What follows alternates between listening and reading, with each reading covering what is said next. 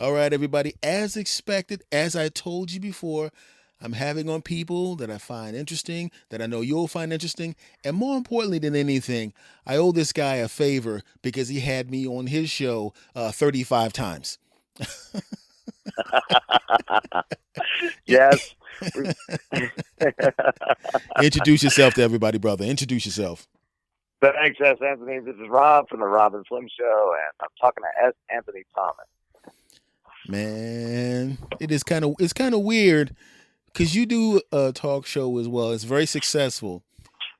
Is it weird for you to be on the other end, having somebody talk to you about you? I don't, no, I don't find it weird. I do enjoy that.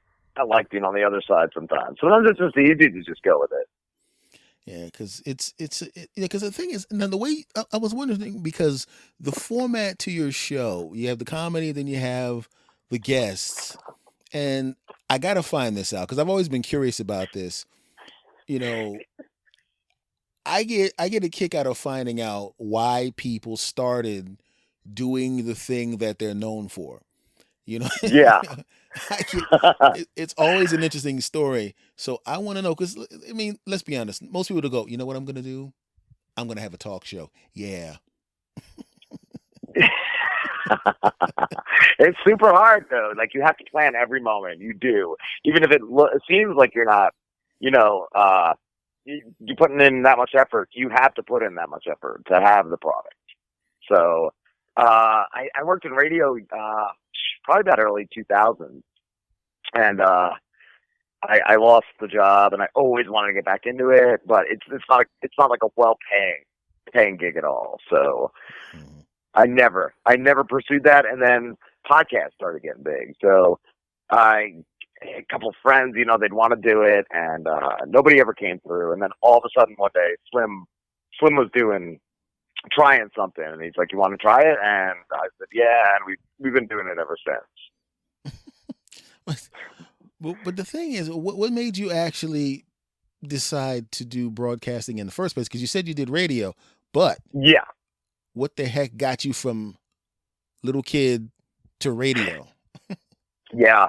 It was just that itch. It never went away, and then I don't think a lot of people did it live at all when we first started. So we did it with Slim's cousin for about 6 months, and he just sucked. So I'm like, dude, we got to get rid of him. We got to get rid of your cousin. He's terrible. So one night I messaged Slim, and I'm like, do you want to get rid of him, or do you want me to? And he goes, I already did. So I'm like, all right, cool. So he fired his own cousin, and I think from that moment we're like, let's just like figure out how to do this live. And that dude is a wizard with like electronics and all. He's the one who figured it out. Like he built like a supercomputer so we could broadcast live on like 3 different things or more. He does all that, and I'm the one that does like the segments, the bits, and all that stuff, all the news stories. But it took years though to get like, I don't know, the groove down or whatever it's called, because at first we would just go until we were done with something, and after a while I figured out this needs to happen here, this needs to happen here, and then all the guests 25-minute interviews, and it's just like something we did along the way. I think at one point though we were having like 6 guests on a show, and that was rough. So after a few years we cut it down to 4, and that's like the perfect number. Yeah, that's a difficult thing to line up 4 guests for, because that's a month's worth of guests for me. When we first cut down, I'm like, I don't know how we ever did 6 guest show. Like that was insane, and we did Mhm. that for a long amount of years. And I think it was like last season we started doing the 4. So yeah, it's a lot. It's a lot of you got to book the guests, and every Tuesday I do the guest prep where I spend like a half an hour on each guest and do like 2 pages of questions and all that. 2 pages of questions. Yeah, because I find that fills the time amount, like the time slot perfect. Two. So hold a second. So before you had me on, Yeah. you had 2 pages of questions. Yeah, of topics, of questions. But you're just so great, man. I feel like when you were on, we just went wherever. We went wherever. But Well, the main thing is because before I would come on, I would literally listen to the show, and you were always doing really weird stuff. It's just- I'm like, I don't want to talk about me. I want to talk about what the hell you did to that helmet. That's what I want to know. yeah, that's the beginning part. And we've split that this year. I think it was like this year we started where we only do 2 weeks a month now, because we used to do every Wednesday. But now Slim, his work schedule only allows him to do 2 weeks a month. So I had him split the show. So it's actually split now on like iTunes and all that, where like the beginning part with the segments is just the numbered shows, and the interviews are Rob and Slim interviews. So it's like a total separate show now. Whoa. See, I mean, it makes sense because, geez, man. I mean, I know how difficult it is you know, to get. If I tried to put 4 guests on per show, you would literally see me on the news walking down the street with no pants on and a baseball bat. Just smashing out windshields. Just lost it. Damn it! What do you mean you have to move? You your work schedule? What?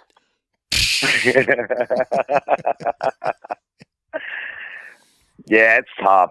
It's like a whole nother full-time job Mm-hmm. doing the show, Yeah, but I enjoy it. Yeah, I mean, yeah. I mean, you see, the thing is, that's why I wanted to do the show before, because sometimes you look at somebody and you want to do their program, and they're just like, look, I just got to get a body in here. That's it. Got to get a body in here. I don't give a damn about asking him anything. Just got to get a body in here. I don't give 2 mother jumpers about this bastard. I just got to get a body in here. Where'd you go to school? Yeah, that's nice. Hey, you like eggs? Great. You married? Fantastic. Well, that was good talking to you. Great doing the show, man. That's right. Whatever your name was, it was great having you on. Yeah, click. We do have a lot of repeat. Like you said, we've had you on a couple times. I do get a lot of like guests where I have them back. Like I think that's great when you could, have them back and then talk about more, because it's easy to fill, one interview, but to have somebody back over the years is really cool. I'm literally getting to the point now where I've had enough guests on, where I'm going to start having guests on again, and you know, you have to be very, very careful. Fortunately, I was smart enough to get people that I enjoy talking to anyway. So so if you hear somebody on this show, I wanted to talk to them anyway. So you know what I mean? So it's not like do you get really weird guests requesting to be on the show, and you look at it and you're going, no? Yes, I do get that. I get that in my email a lot, but even ones that I'm like originally no on, sometimes I'll like sit on. I'll be like, is that going to be a good thing? So I'll debate that. But yeah, sometimes there's guys I just don't even get back to. Yeah, because it's like, no, absolutely not. I've seen some things where I'm sitting there going, should I call the authorities on this person? I had a guy a couple months ago. He was a flat earther, and originally I was like, in my head, I'm like, no, there's no way I'm gonna have this guy on. And then after a few weeks, I'm like, yeah, I'm gonna have this guy on. So I did. I had him on, and I don't think he liked us. He hung up on us about, I guess, 15 minutes in, but it was fun. It was funny. Now, did he hang up on you because he didn't believe phones exist? Oh my God! At one point, I was laughing because he was showing me some. I don't know. It was like scaffolding on a hot air balloon. I don't even know what it was supposed to be, and I started laughing. And he got mad at me. He's like, "Are you laughing?" Excuse me. And I was like, "Yeah. What is that? It's some stupid robot thing. I don't know what it was." it's just really a weird thing because you've been doing. How long have you been doing the actual interviews? I mean, on the show. How long have you been actually doing that? Oh, it's been like 6 or 7 years. This is our Oh, 7th season, so yeah, absolutely 6 years. so I haven't been doing it long enough to have, and like I said, I'm very careful so far Mm.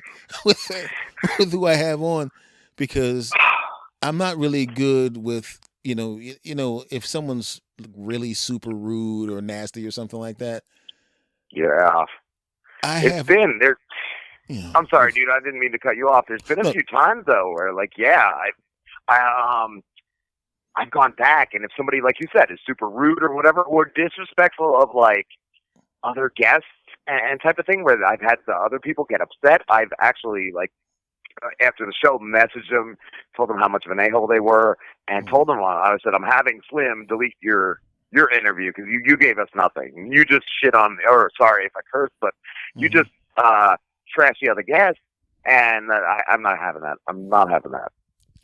And that's the thing I never understood is like by the way, the next time I do your show, I'm going to trash all the guests and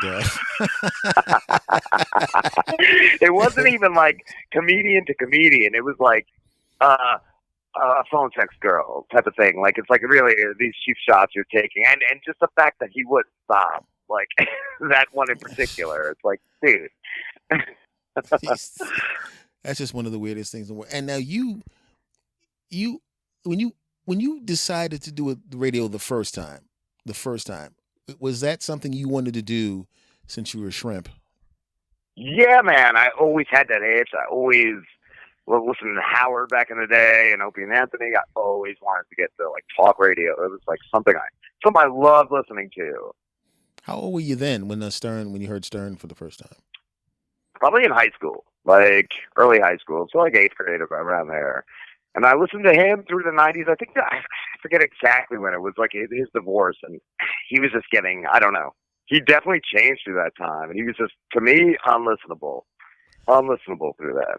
Yeah, I remember. Well, let's be honest. We've all had tough breakups, and tough breakups will push your behind down the steps.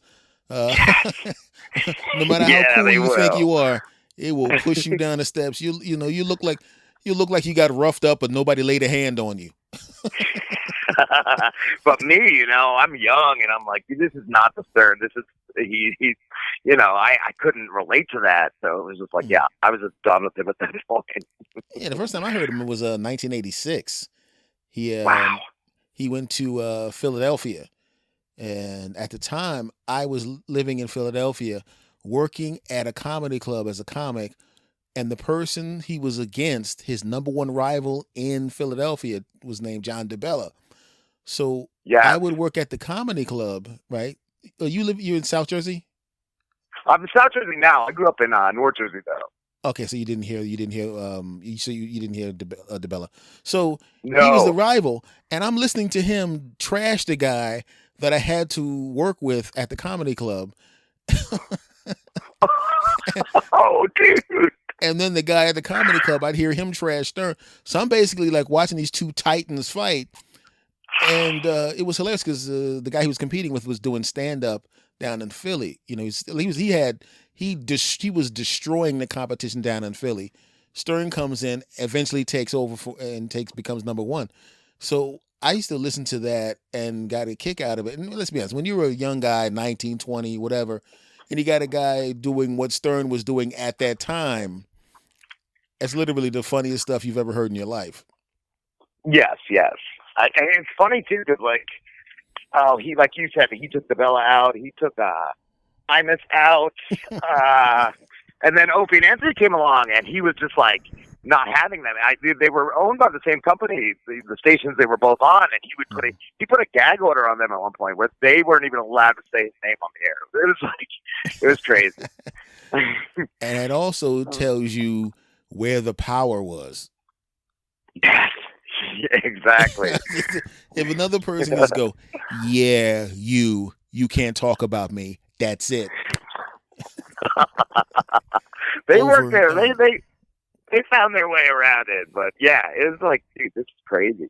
This is crazy. Hey, I still listen to them too. I just got I got a big kick out of them because they had a good chemistry when they would bounce off of each other.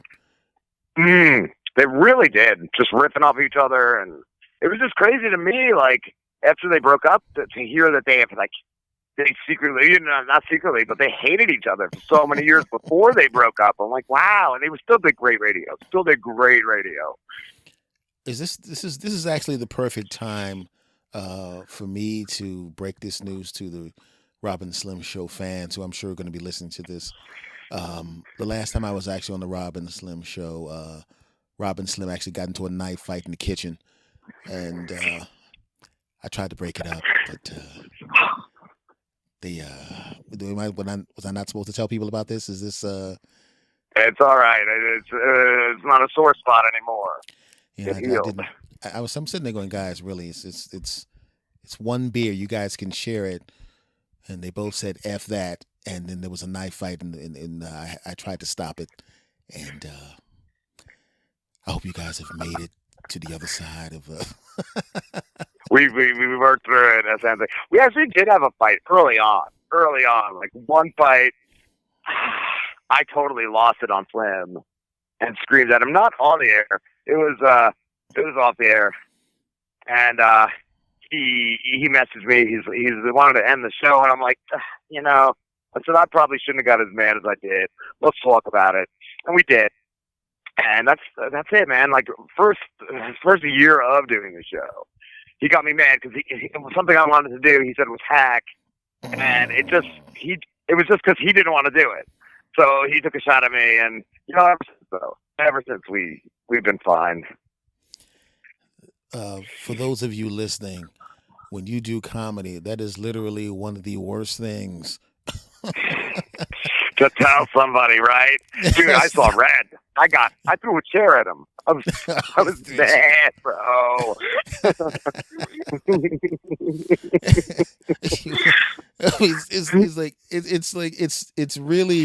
It's as if you do any kind of comedy and someone refers to what you do as that, because it takes a lot of trial and error. It takes a long time to write comedy.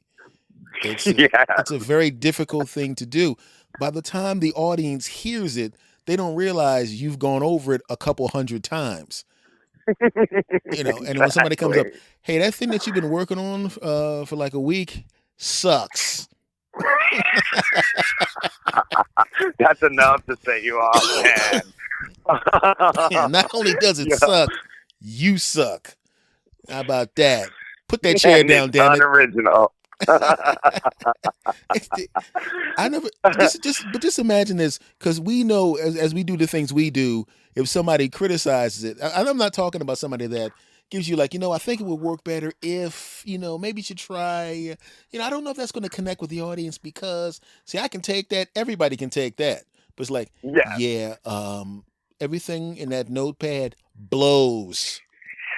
Everything I heard it was no good. Everything sucked. I've had where like I get that in like sometimes on iTunes reviews or comments on Facebook, and I'm not Facebook, YouTube. I'm sorry. And at first it would get to me, but over the years I'm like, this is just their common go-to thing. Like, now it doesn't faze me, but at first it was like I would get super super mad about that.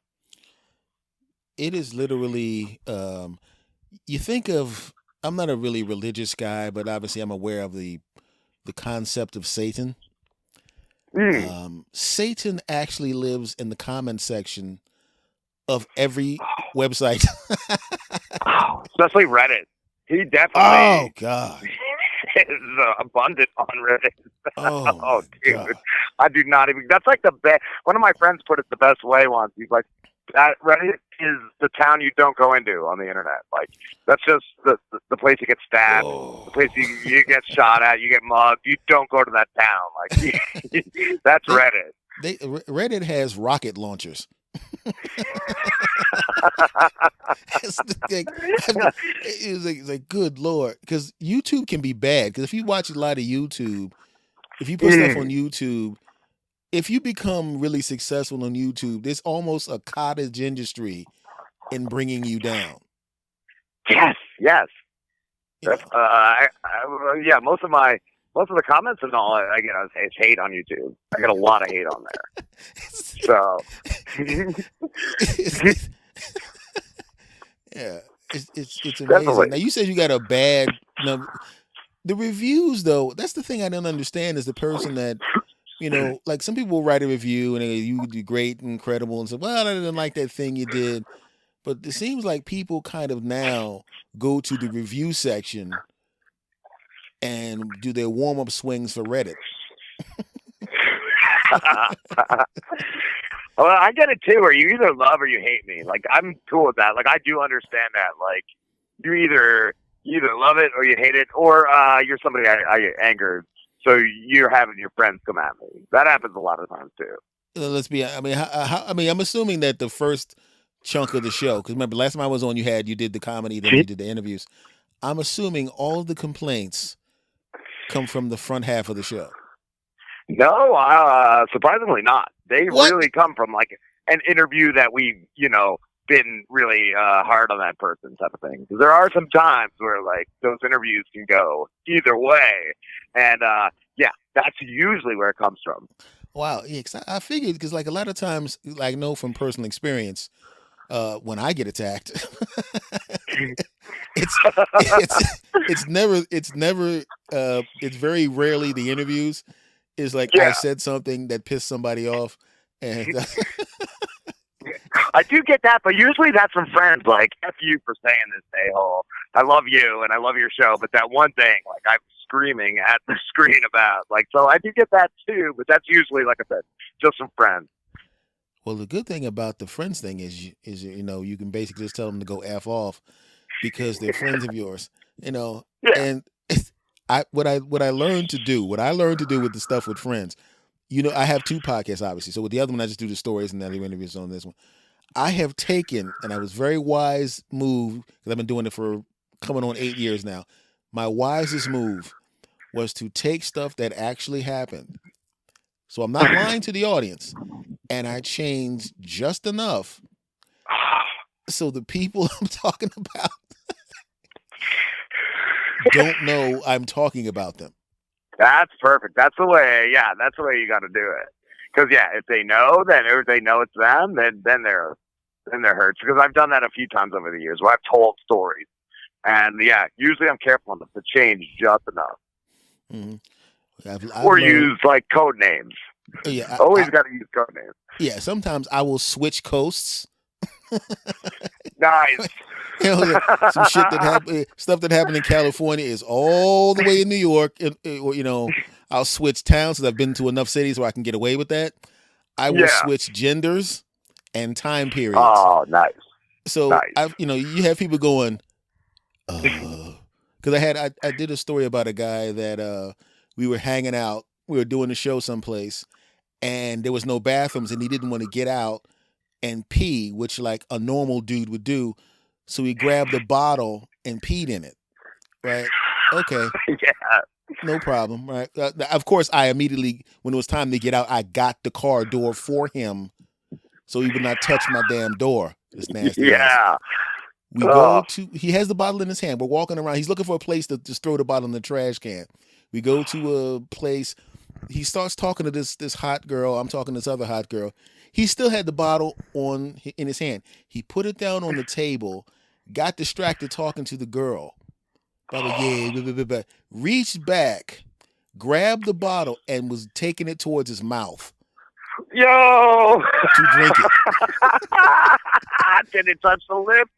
No, I caught him first. Because I stopped talking to my girl, the girl I was talking to. I looked back, I was like, this dumb bastard. So I'm running across. It was almost like in slow motion. I'm like, no! I would have let it go down. I would have smiled like a smile. Like, dude, this is gonna be great.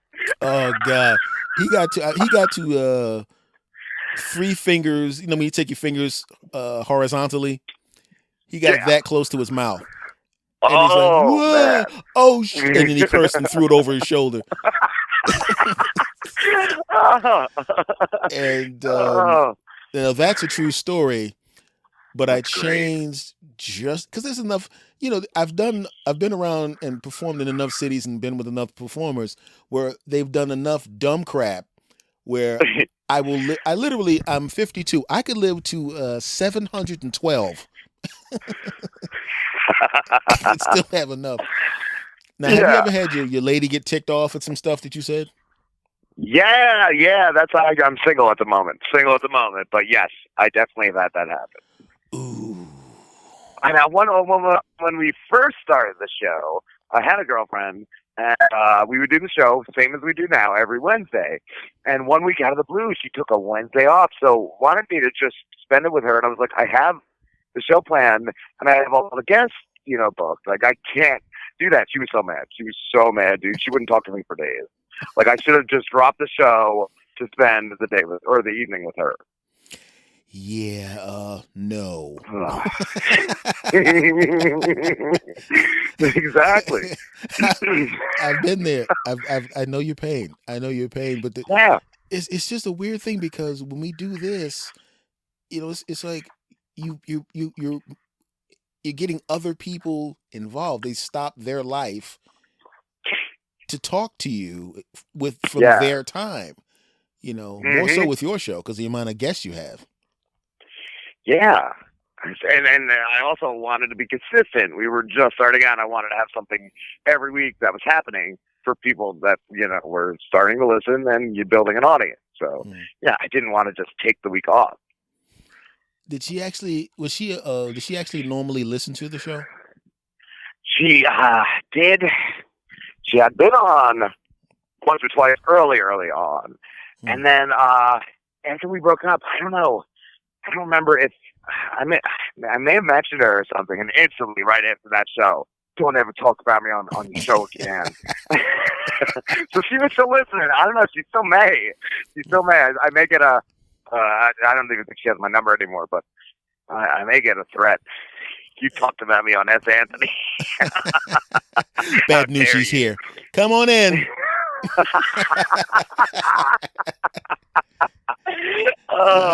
But yeah, I'm pretty sure that was part of like what ended our relationship. Like it was kind of like she was super jealous of the show.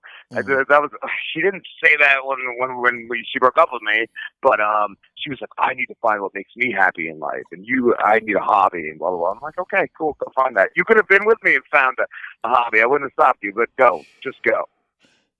Just so you know, I have a headache right now because when she said that, my eyes rolled so far back in my head. Right? I was like, wow. I got a tension headache from that BS. I've got to go work on me. It's not really you. It's work on me. You're a great guy, but I got to get away from you. I got to go. How many was this the only lady that the show has smacked in the forehead? No, I had one too. I had another one too, and everything was cool first, and then all of a sudden, she tried to like divide and conquer. It was kind of like Slim and Pete, the other guy on the show at the time. They're taking advantage of you. You do all the work. They're just sitting there taking advantage of you. They don't give a shit about you. Move out here and just because she was a little far, it was a little long distance, and she was like, "Come out here with me. You don't need them." I was like, "No. First of all, I live out here. I work out here. I have kids. I'm not going to move any farther from my kids. Like that is my main thing. Like, and she just wouldn't have it. So finally, I just broke it off. I can't do this. And she tried guilting me into staying into the relationship, which is another great thing. Yeah, I'm going to resent you, but let me stay here. And no, I just had to. I just totally ended that one. That was rough. That is. Yeah, I mean, it's funny how and if for the ladies listening, this is not gender specific. I know that you have dudes who get upset because you're doing your thing and you're not cheating or anything like that. You're just literally doing your thing. You're like, well, you're not available to have. I need a woman who's going to be home. And you turn into that, and then all of a sudden, the guy turns into the sexist pig number 7. I came home and there was nothing cooked. It's like, she wasn't cooking for your dumb ass before. Oh, I had it too, dude, where like if a certain person followed me on Twitter, she would go through my followers. And I don't get, like, sometimes when you get to a certain amount of followers, you don't get every notification of a new follower. Mm-hmm. So they would be like, why is this person following you? And why didn't you block them? Like, it was just like, I had to block anything that was female, pretty much. It was just like nuts. It was nuts. Yeah, hell no. That's half my audience.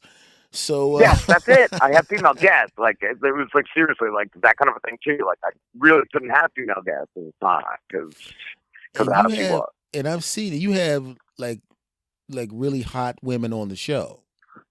Yeah. So, you just feel very, very fortunate that you didn't wake up with, your junk covered in hot grits or Well, after we broke up, is when I really had the hotties come on. I had, adult entertainers and type of thing. Like, where for a while I didn't have anybody like that. I had a listener too say like, wow, your show's really changed. And it's like, no, it really hasn't. We're the same guys. And it's not what we're all about, but I do. If I want to have a conversation with that person, I'm going to have that conversation. How did that start to happen, though? Where I would connect with adult entertainers and all? Yes. Well, the first one that I found on Twitter was at Flirt Rider Doll. She's a phone girl, and she's awesome. Mm-hmm.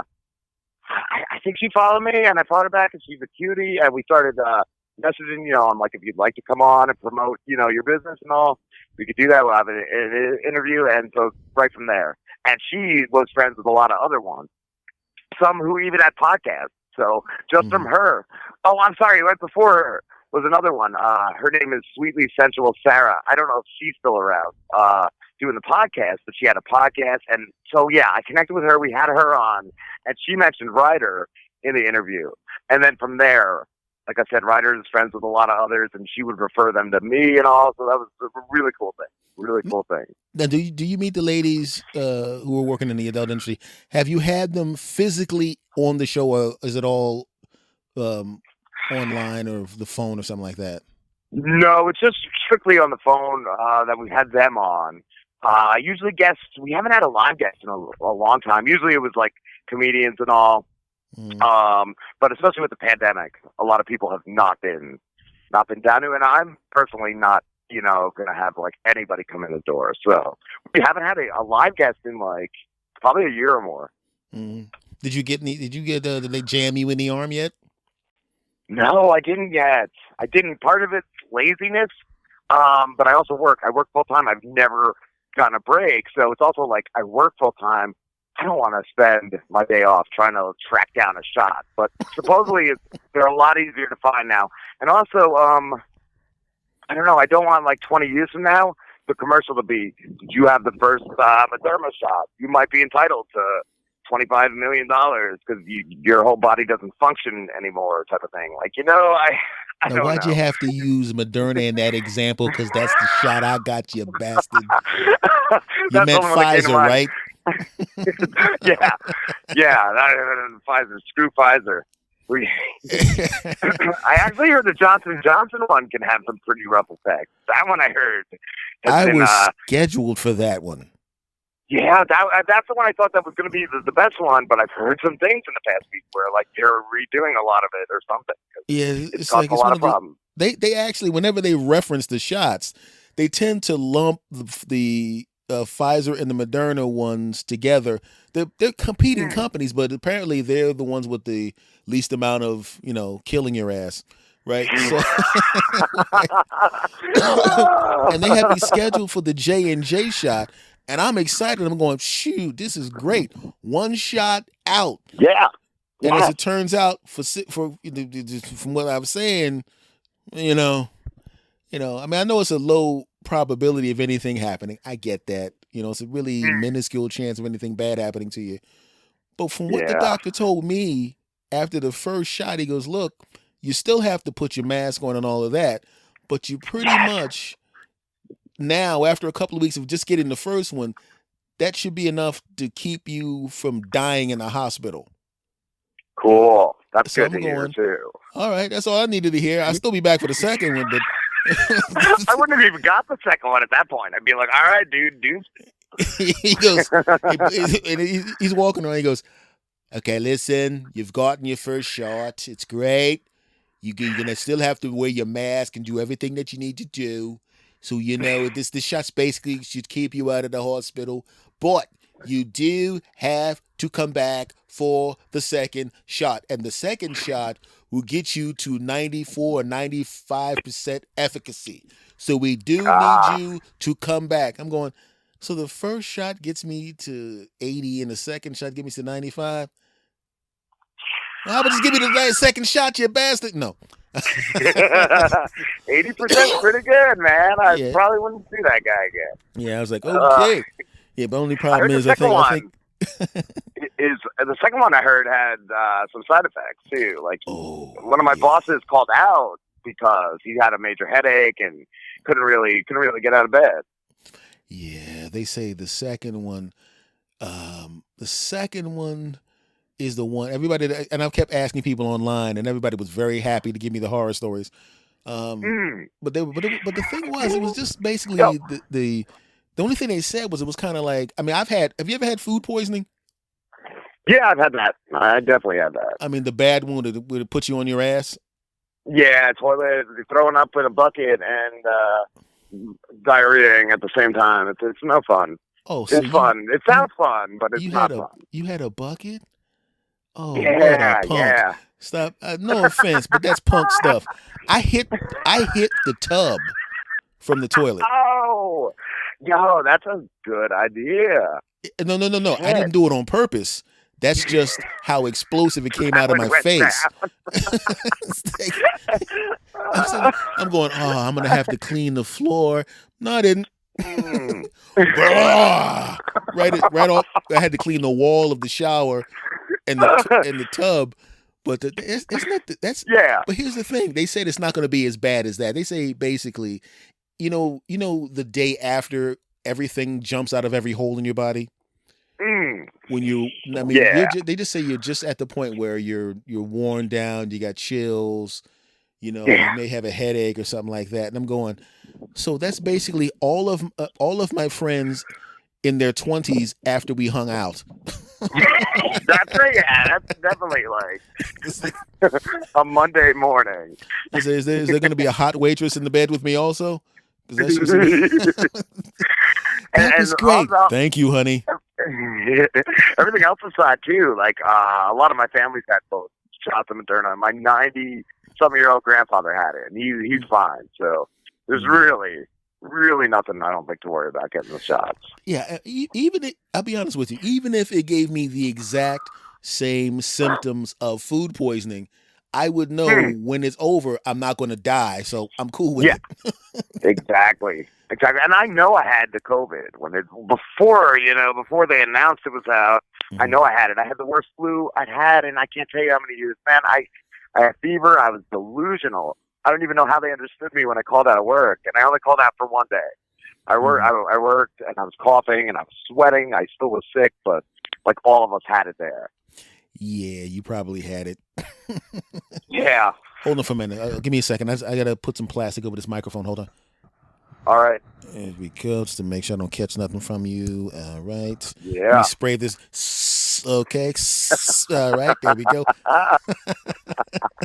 Cover the ears, dude. That's where it's gonna come. But the thing is, they made me wait till the end because even my doctor goes, yeah, bad news. There's nothing wrong with you, so they're gonna make you wait till the end. You're not getting. She goes, you're not getting. He says, if you have an opportunity to get the shot, take the shot. But I'm telling you right now, I'm looking at your blood work and everything. There's nothing wrong with you, so you're not getting it for a while. Well, that was the thing at first too. I went on the state site, and the state site had like sections for if you're an essential worker, but none of it was what I did. I do stupid retail, and so all the other essential workers were up there, but retail wasn't. So I'm like, oh, cool. So I'm still just bottom of the barrel. I still don't get to. I don't get to get rushed for a shot. Isn't it weird that under normal circumstances, being healthy is a good thing. Yeah. But in this case, it was like I was like, yeah, Yeah. you have these problems. I'm like, damn it, no, damn it. Right. You know, obesity. I wish lost I weight. had that. God, you suck. Give me some cake. You're too healthy. You You bastards. gotta wait. What are you? I swear, when I went into the place to get the shot in the arm, I was waiting for me to go, the hell are you doing here? Get Right. out. You punk. You make me sick. Go get some old people, you bastard, and stop wasting our time. We ain't giving you jack. Wait a second now. You said you do retail. Okay, now what type is it? I work for one of the major ones, but I do the online stuff. Oh, thank so God. like online orders. Oh, So- thank God. I was getting ready to say, Yeah, man. no, Oh, I'm not good with the populace. With, most people. So I'm in the back room a lot of times. I am so glad. I really am, because I used to have to work out. I worked at a blind store, and I had to work the computer with the customers. Yes, yeah, no. I did that when I was younger, and I don't know how I did it then. I definitely could not deal with customers all day. Oh, this is well past 30 years ago. Yeah. But I still have like nightmares of Oh, customer's always right. a couple of them customers almost got some rights and some lefts. Yes. Couple of elbow strikes, Because back then I was hitting the heavy bag all the time. I could hit you with an elbow. I could hit people with head kicks back then too. So. I still get stopped though, because I still have to go into the store sometimes, and I still get stopped. Usually you just help a person find something, but sometimes it's like they want you to find their entire shopping list. It's like, do you want me to pay for it too, and go home and help you use the stuff? Like, what is this? Like, I can't stand it. Sometimes I always love too when you're walking and then you hear, oh, maybe you could help me. Like, just ask me the question. Don't try to set up this whole scenario where like, ooh, I don't know. Or sometimes I don't wear one a lot of times because I'm not a model, it's a employee, but they want you to wear name tags, and nothing annoys me more when they're like, hey, Rob, when they act like you're their buddy that they've known for 20 years. No, don't. Don't. How about when they get really creative with your name? Hey, Robbo. Oh, God. Oh, Robert. You already know how bad this is going to get. You're like, oh, Robbie, yeah. Oh, God, it's like, Stevie. Oh, God, I'm going to stab this guy. I'm going to do because even when you do the phone, I'm assuming do they call into you, right? I don't do the phone, so I don't deal with that there. Oh, but I feel bad for you said online. That's right. Oh God, please. Let me just pray for you right now. Please, God, don't make Rob have to do the phone, because I know what will happen. I used to do the phone 30-something years ago, and dealing with customers on the phone is just, know what it's like? Imagine if you had your text to speech turned on and the trolls on the internet. you could hear the trolls talking. Them. That's what they're like. It's like, let me tell you something. And now, because even back then, the politics wasn't as overtly bad as it is now. Oh, because back then it was like, oh my God, let me tell you something, Stephen. Your company does work with them homosexuals, and I'm like, oh, I'm calling for PBS. We're just asking you if you want to, help out with the pledge drive. And I'm like, and what the hell? Why are you mad at gay people? What has a gay person done to you? Except exist, you schmuck. Oh yeah, that's got to be great to deal with. Hearing all their grievances and yeah. Okay, I'm having really bad flashbacks. I'm gonna get back to We got to entertainment real steer quick. away. Steer away from that. Oh man. So what's coming up? What's coming up on future Rob and Slim shows you want everybody to know about? Oh, Anything we got good coming up? tomorrow. We got a live one tomorrow. It'll be our second one for this month. So I have Steve Coulter. He's an actor. We've had him on plenty of times over the years. We got him coming back tomorrow. He just did a film with somebody big. I don't even know if I'm allowed to mention it. He'd been on The Hunt, which is a really cool movie. He was on Walking Dead. He's been in a whole bunch of stuff. And the last time we had him on, he was out of work with the pandemic and all. Mhm. So he was doing woodwork with his son, and I mentioned that Slim needed a napkin holder. And the next week in the mail, he made Slim a napkin holder and mailed it up here. So he's a cool dude. And I'm trying to think. I got a bunch of good interviews lined up. Just the same old, hack stuff at the beginning. Yes. We'll put that chair down. Put the chair down. Put the chair down. We do a news segment called Drizzle News, where I find some of the worst crime stories, and I play this fast-paced music, and I talk like a sports announcer. It's real hot. And Slim does this character called the Driz, which is like this dumb internet character persona of his. So he makes all these dumb comments during it. So that's probably one of the weird things we do at the beginning that that could definitely piss somebody off, but it's fun. We have a lot of fun doing it. How bad was? Go ahead. I'm sorry. Go ahead. No, I'm sorry. We got Slim does. I love it too. That's something I figured out over the years. Slim is terrible at reading and pronouncing names. So he does celebrity news and gossip, and he has no idea. He's not into pop culture. He's not into any of these people. He doesn't even know who the half of them are. So it's funny trying to hear him read about the Kardashians that he can't even pronounce their names. So that's cool. I love that segment too. It's really weird because I'm at the point now where I watch almost no television. If it's not dudes in uniforms running into each other for a football.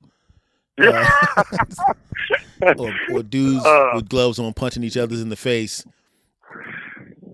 or Law and Order. That's I watch Law and Order and violent dudes in uniforms with helmets smacking into each other, or dudes doing spin kicks to each other's face. So that's pretty much. I'm on the internet the whole time, and I don't mind the fact. I mean, I'm 52. Okay, so when the award shows come on, I don't know these people. Oh yeah, no, I don't even try to watch those. I can't watch them. I just can't do it. And I know I sound like my nephew. He's pushing 30, and I remember when he was a little boy, and I was explaining to him what record stores were. And he goes, he says, let me get this straight. You went from your house to a store, and that's how you got music. Yeah. Yeah. He goes, I just go on the computer and I said, yeah, but see, I'm paying for my music. You're stealing it. Yes. That's the difference. I pay for it and you steal it. That's the difference. I still order CDs, like buy CDs. I still want the physical copy. I don't know. There's just something about it. Yes, there's something about it called You're 100. That's it. I haven't bought a book or a physical CD in a long time.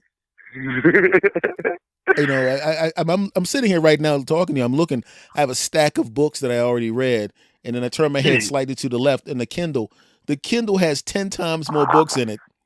The Kindle than this 6-foot stack of books here.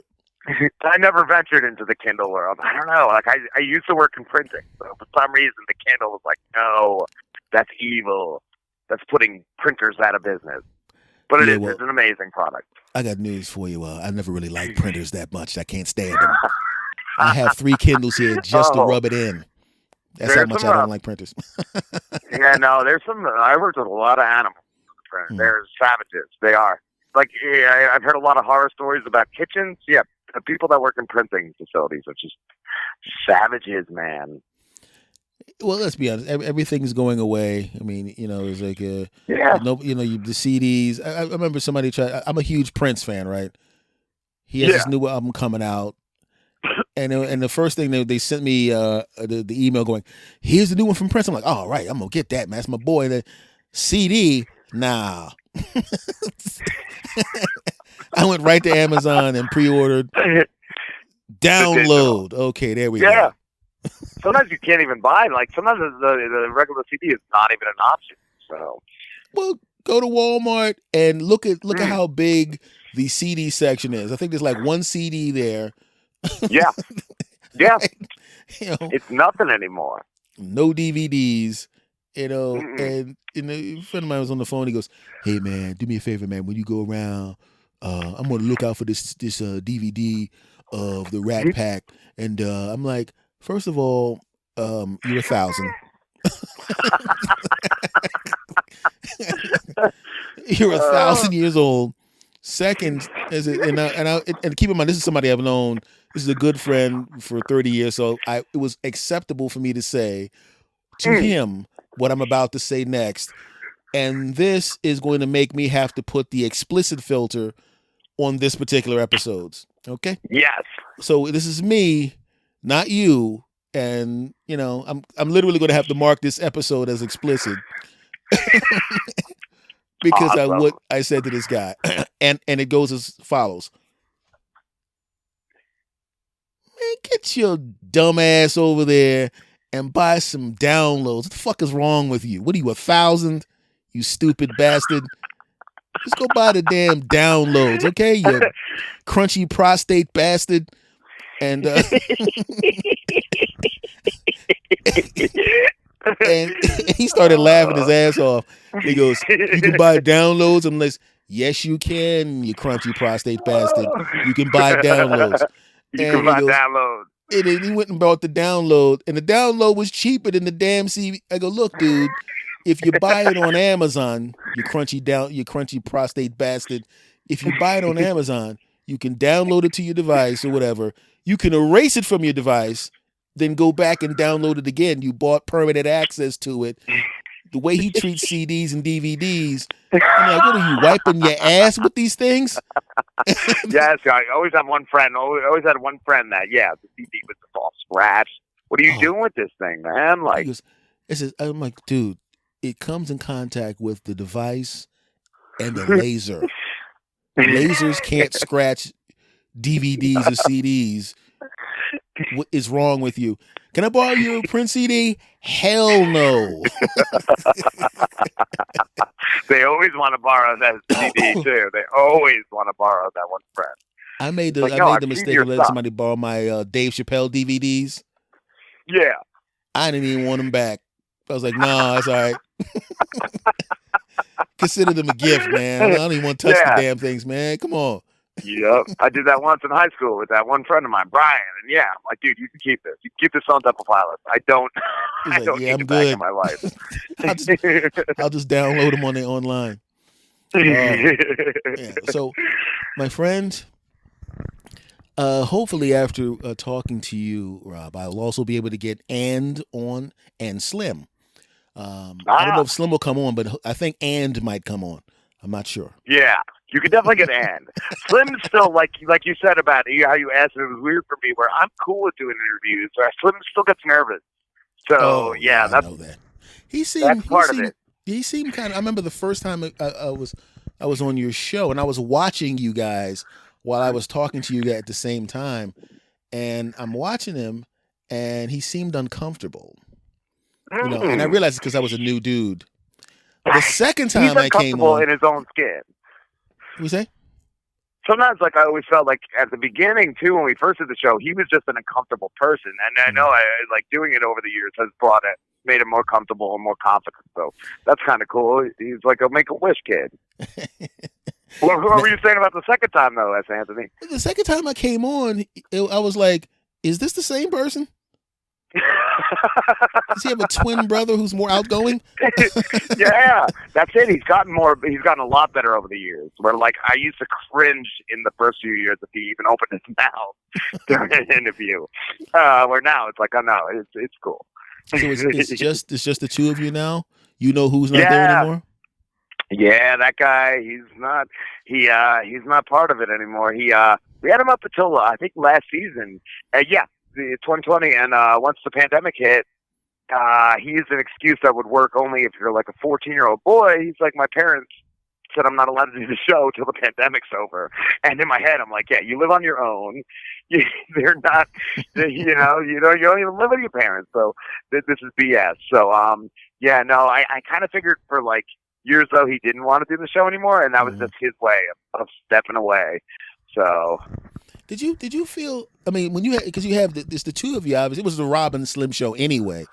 But yeah, did you feel? Because to me, I do my other podcast. It's all me. This podcast is 99% of the time it's me and one guest for like an hour. Okay, so, but I've never had like, even when I had two guests on, it took me a little while to, get the rhythm down with the third person. Yeah. Did you have a problem with that with three people on the show? I mean, because you had the show established already before he got there, right? Yeah, sometimes too, like throughout the interviews too, he was just wouldn't say a word. So like, I kind of felt like I kind of saw his point of it, where like maybe he felt like a third wheel. And at the beginning of the show, though, I would just make sure that we included him in the segments and the conversations and all. But I just don't know. I mean, there were like oh my God, I forget what season it was. You could go and you could watch all of our YouTube videos, and he's just like staring at me and Slim like he wants to murder us. Like, there was one time too where like I don't know how many shows in a row it was, but at the end of every show he would just start screaming. He'd be so drunk, he'd just start screaming at Slim that he was going to beat him up. They actually did. They did backyard boxing to to get it out of their systems. Like those two. Yeah.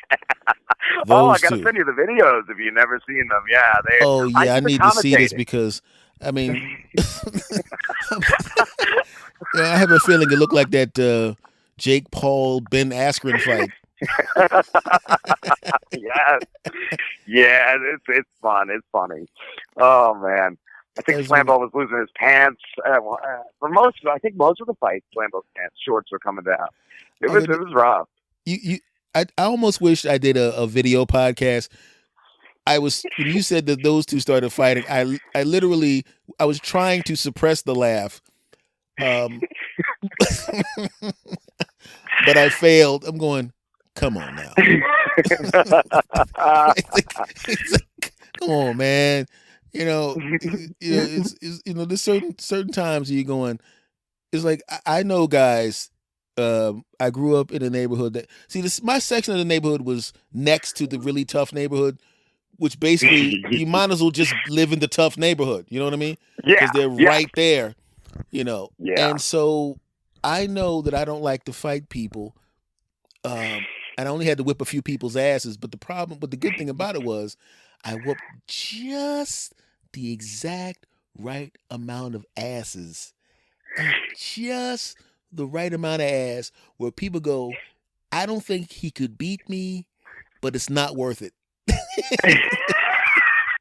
I'm not gonna mess with this guy. It's like I know I can beat him, but he's gonna mess my face up. Yeah.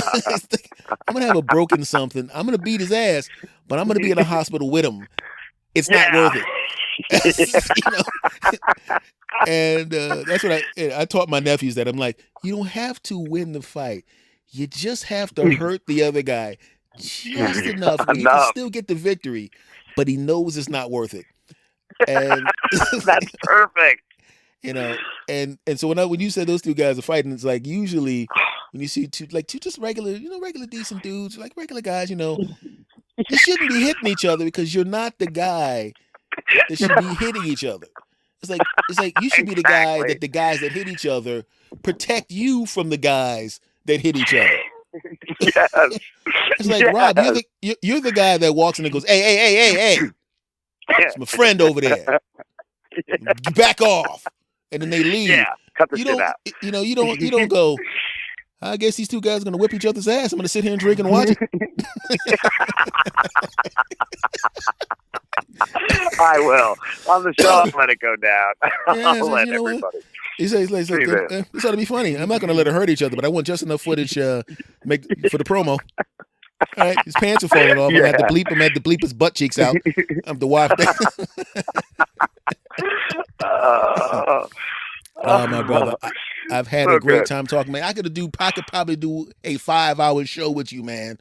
Mainly because you do 4-hour shows, so it'll be real easy. We got to do it live, dude, too, because I think we had planned on it, but then the stupid pandemic hit. So we'll definitely have to get together sometime.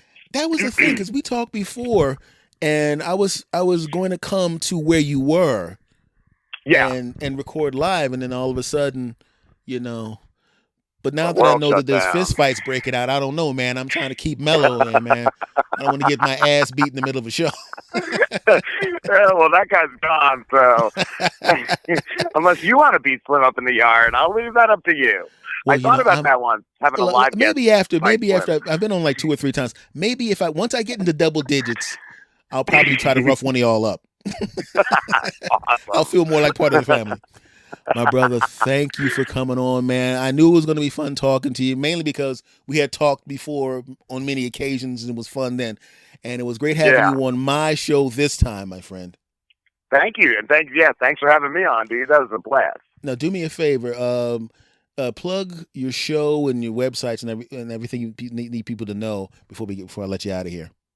Absolutely. I usually tell people just to Google Robin Slim or Robin Slim Show, but on Twitter, we're at Robin Slim Show, and on Facebook, we are just Robin Slim. And you can find us on there. We're on iTunes, Spotify, everywhere else. If you search, you'll find us. And this show has the SAT seal of approval, so go check it out, okay, everybody? Rob, thank you, my brother. Thank you, man. That was a blast. All right, we'll talk later, my friend. Talk soon, my dude. Hey, take care. Later.